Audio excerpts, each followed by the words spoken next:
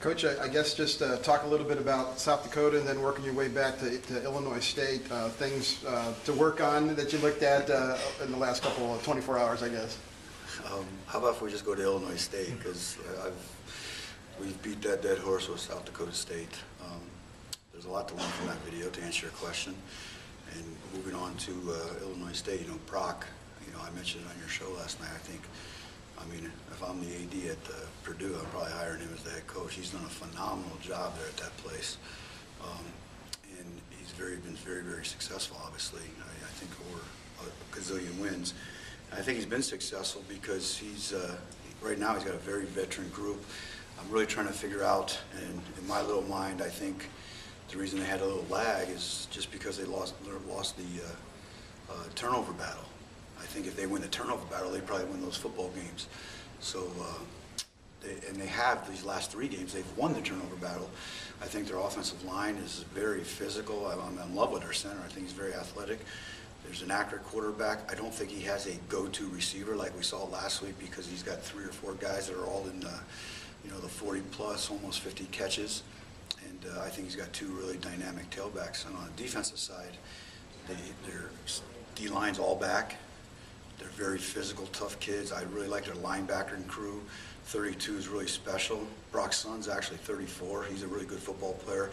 And I've always got a kindred heart to, and always been very successful recruiting coaches' kids, because they're like those little gym rats that always been around everything. And then when you got you're a coach's kid and you're playing for your dad, that means you know the stuff inside and out, or there's probably been some good talkings at home about that if you don't know what the hell you're doing. And I'm very, very impressed with their secondary, especially their corners are very, very dynamic. Looks like they're playing with a lot of confidence these last few weeks. Well, I think they're a team with a great confidence, even if you watch them, Jim, from the standpoint of, they lost all their games they've lost, which they hit a bad stretch there. We're all very close, and all because of turnover margin, all because of third downs and all the little things that you got to do to win the game that I preach about, they didn't do. And now in the last 3 wins that they had, they've been doing all those little things. So they're kind of like, quote unquote, back to where they were. I mean, they're a very good football team. They always have been, and they're well coached.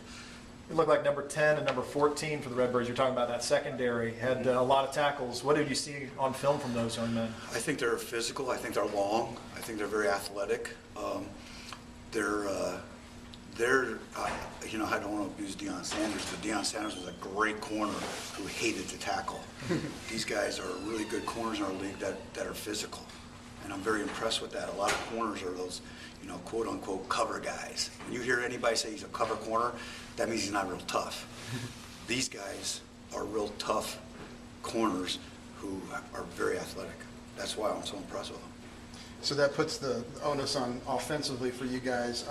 They're going to be, ball hawking in the back, trying to throw the ball, and you need to try to run the ball. Just offensively, what you guys need to do to try to keep the ball going, keep the chains moving up there. Exactly, and that's where we're back there planning and scheming right now, because when you're a corner like that and safeties like that who cover well but also play the run well, that's a tough dimension. You think, well, let's get on the edge and you can go cut the corner or block the corner, and you can't do that with these guys. And they actually, number 10 blitzes a lot. They feel that good about them that they bring them off on corner blitzes a lot. So, again, very, very good, very dynamic league. And, you sit there in the beginning of the season, they're hitting this rough spot, and all of a sudden you're going, they won that one.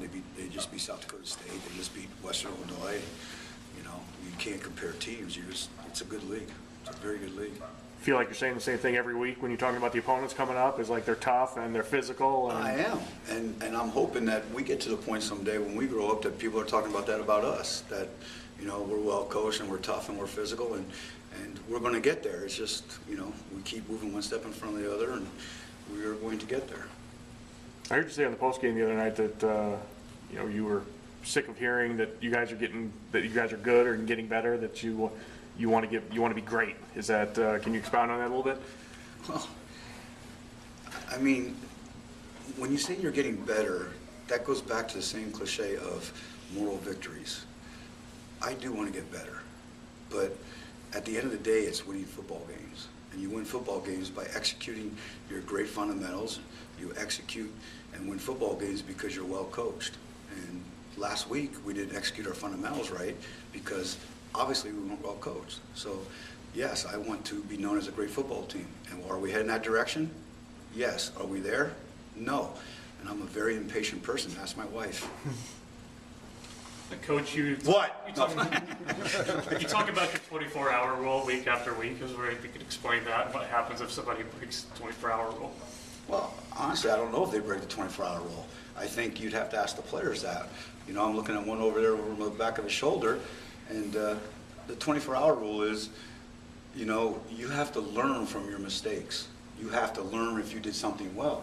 And what's important about 24 hours rule is, and I don't do a very good job of this, when we win, I can let go of it real quick. When we lose, I'm trying to teach myself the 24-hour rule to let it go, that I got to get ready for another great team in Illinois State. So I know around this building that they're really happy for 24 hours or they're really somber for 24 hours. We get done with practice, we tell them, okay, 24 hours is over. And trust me, last night I knew that because when practice got over, I heard that locker room. I thought we won the game instead of lost the game. But I bit my tongue because 24 hours was over. You know, it's time to go on to the next game. And up until that 24 hours, you know, we have to learn from it, good and bad, and then move on. Kind of a segue doing a story on Cam Price, redshirt freshman. Do the younger guys, is that a little bit easier to kind of mold them into that frame of thinking, or how has he been in taking First of all, criticism and moving forward? him personally, he takes coaching very well. It's not called criticism here, Daniel. It's called coaching, and it's a critique business though. And Cam has done a great job of taking coaching, and Coach Jackson's done a fantastic job with him. I think what happens as you start to build and get a better team to a good team to a great team is that someday Cam Price is going to be a senior. And I don't have to teach anybody anything. They're going to teach it all. And our 9 seniors right now, being almost a year and a half into the program, they are starting to teach it and doing a good job of it. But right now, we're trying to mold them and teach them and coach them so that they take over. You're always going to be a great football team if it's a player-driven team. If it's a coach-driven team, you're just going to be better. We need a player-driven team and be great. Can you talk a little bit about just the physical aspects that Cam has and how he's improved a little bit this year, and had a couple of big plays, a knockdown pass against North Dakota State and that goal line interception? Does a great job. Cam, you know what Cam's really doing is he's learning the fundamentals, and he's becoming a physical player because he knows where his fits are. And when you know what you're doing, you feel comfortable. Your God-given ability can take over. You know, the good Lord blessed him with a lot of talent.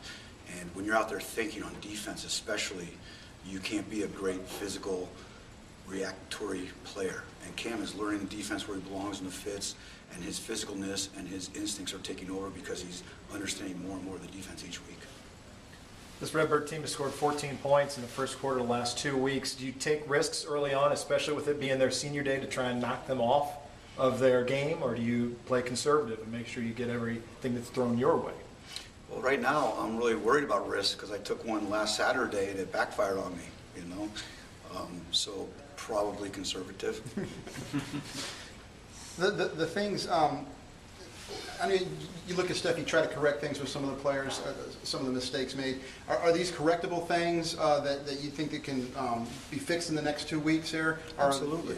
Absolutely. I mean, the wheels didn't fall off the apple cart. You know, some of the apples fell off, but not the wheels. And we're still a good football team.